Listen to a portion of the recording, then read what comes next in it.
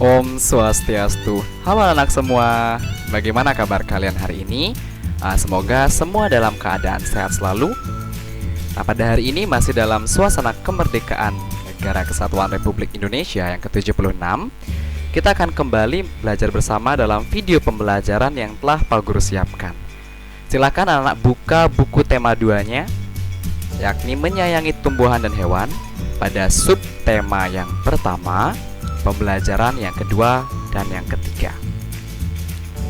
Jadi pada hari ini kita akan membahas materi yang masih memiliki keterkaitan dengan materi pada hari sebelumnya, anak-anak, yakni tentang makhluk hidup.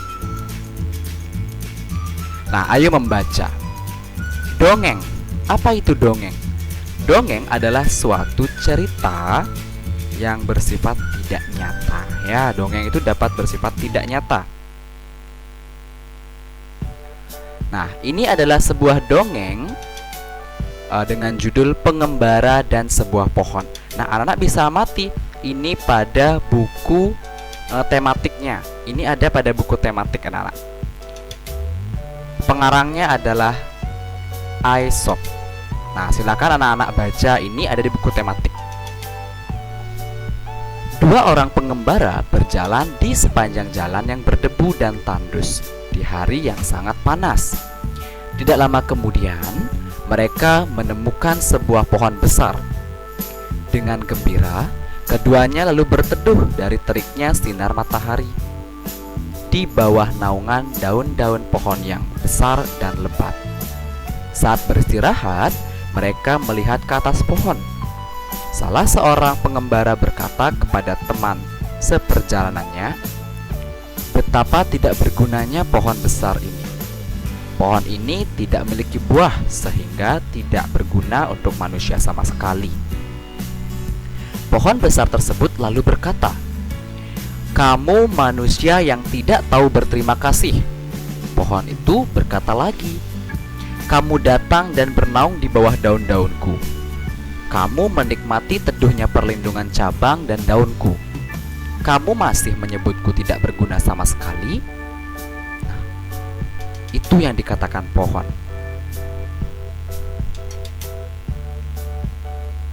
Nah, jadi ini adalah sebuah dongeng yang di dalamnya berisi amanat, anak-anak. Jadi apa itu amanat? Amanat, nah ini amanat Amanat adalah pesan moral yang terkandung dalam sebuah dongeng. Jadi amanat itu adalah sebuah pesan yang tersirat. Nah, maksudnya yang tidak langsung tertulis, namun bisa kita tangkap pesannya yang ingin disampaikan oleh penulis atau pengarang kepada pembaca. Itu disebut sebagai amanat atau pesan moral. Jadi setiap dongeng atau teks cerita itu pasti memiliki amanat. Jadi pesan moral yang memiliki unsur atau petuah-petuah atau nasihat kebaikan. Lalu bagaimana cara mencari amanat? Nah, cara mencari amanat dalam sebuah teks cerita atau dongeng itu adalah dengan cara yang pertama, membaca keseluruhan teks dongeng dengan cermat. Jadi anak-anak harus membaca terlebih dahulu. Kemudian anak-anak harus mengetahui apa sih pesan yang ingin disampaikan oleh pengarang kepada kita pembaca. Jadi amanat itu tidak langsung tertulis dalam dongeng, anak-anak. Jadi dongeng itu biasanya amanatnya tersirat, bukan tersurat. Jadi artinya kita yang harus mencari, mengetahui berdasarkan apa yang telah dibaca sebelumnya. Jadi sama seperti teks ini, Pengembara dan Sebuah Pohon. Dua orang ini bernaung di bawah pohon karena terik dan panasnya sinar matahari. Dia bernaung di bawah pohon besar ini.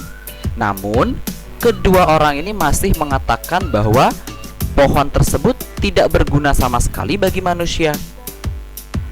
Sehingga pohon besar tersebut menjadi marah. Nah, apa pesan yang dapat kita tangkap atau kita dapatkan dari dongeng Pengembara dan Sebuah Pohon ini? Nah, pesan yang dapat kita tangkap yakni kita harus selalu berterima kasih kepada siapapun yang telah menolong kita.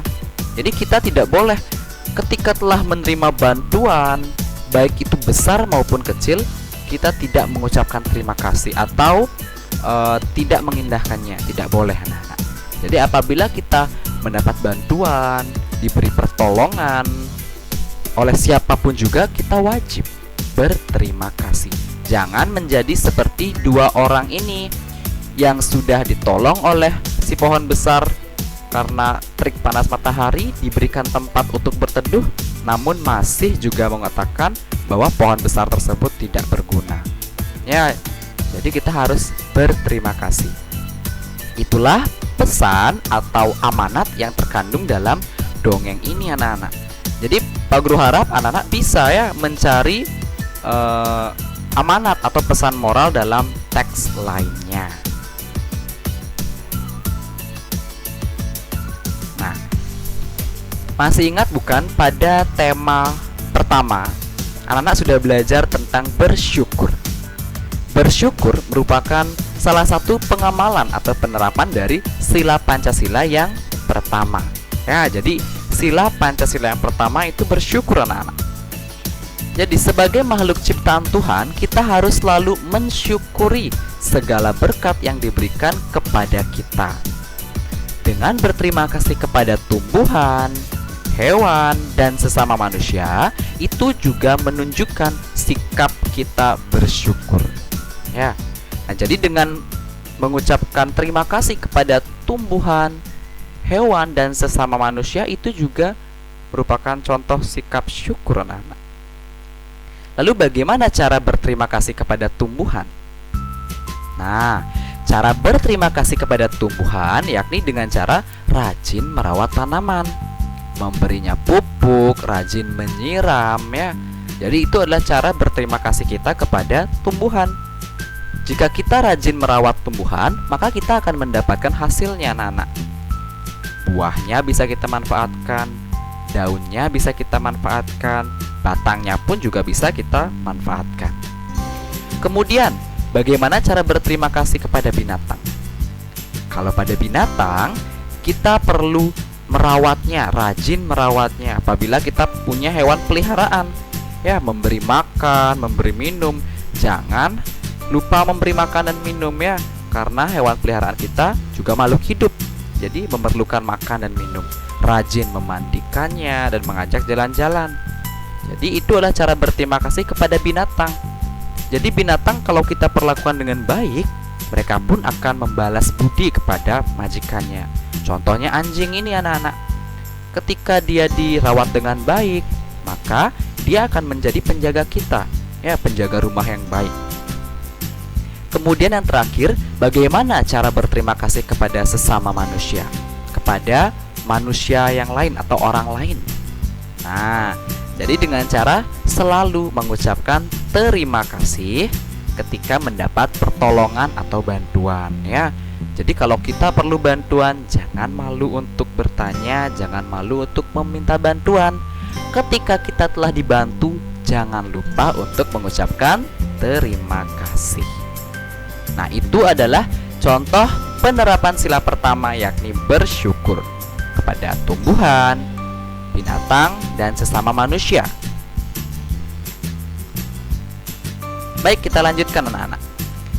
Nah, masih ingat bukan? Salah satu cara berterima kasih kepada diri sendiri atau bersyukur kepada diri sendiri adalah dengan cara menjaga kesehatan dan kebugaran tubuh kita. Nah, hal ini dapat dilakukan dengan cara berolahraga. Ya, dengan berolahraga kita mampu menjaga kebugaran tubuh kita anak-anak supaya tetap sehat, bugar ya. Nah, ayo mencoba. Ini dapat anak-anak lakukan ketika anak-anak memiliki waktu luang anak-anak. Ya, sebelumnya pasti sudah pernah diajak oleh Pak Gusti, guru olahraganya, guru penjaskes, untuk melakukan gerakan-gerakan olahraga. Nah, ini dapat anak-anak coba, yakni dengan cara amati gambar-gambar berikut. Berdiri tegak, kemudian kepalkan kedua buah tangan di pinggang. Ya, kemudian putarlah badan ke kanan dan ke kiri, putar seperti ini. Ya, merenggangkan bagian otot pinggang dan punggung. Kemudian berdiri tegak, rentangkan kedua tangan ke depan. Nah, putarlah badan berlawanan. Jadi membungkuk lagi ke atas, membungkuk lagi ke atas untuk merenggangkan otot punggung. Ya. Selanjutnya, putarlah badan ke arah bawah secara bergantian dari kiri ke kanan, seperti gambar berikut.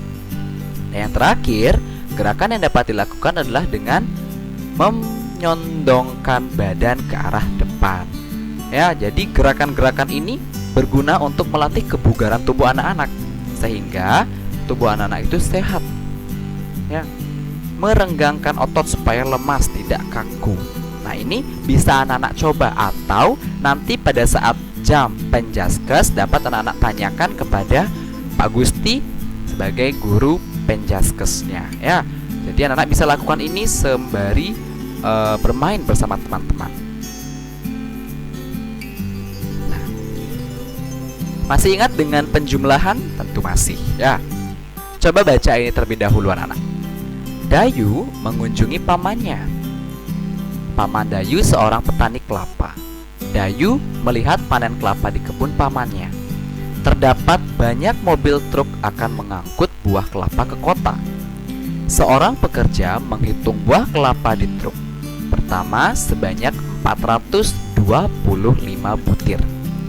Di truk kedua ada 590 butir buah kelapa. Nah, lalu berapa total keseluruhan buah kelapa yang dipanen? Jadi kita jumlahkan atau kita tambah 425 ditambah 590. Jadi kita gunakan cara hitung susun. Ya, kita gunakan hitung susun. 425 ditambah 590. 590. Nah, jangan sampai lupa cara hitung susunnya. Ingat, sejajarkan antara satuan-satuan, puluhan-puluhan, ratusan-ratusan. Kita jumlahkan sesuai dengan nilai tempatnya. 5 tambah 0, 5. 2 tambah 9, berapa 2 tambah 9?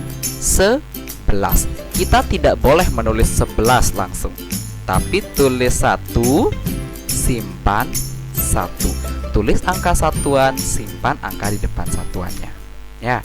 Kemudian kita tambahkan simpanannya. 1 tambah 4 ada 5.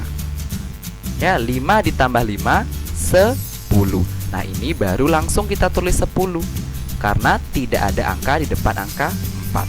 Sehingga hasilnya adalah ini, nak.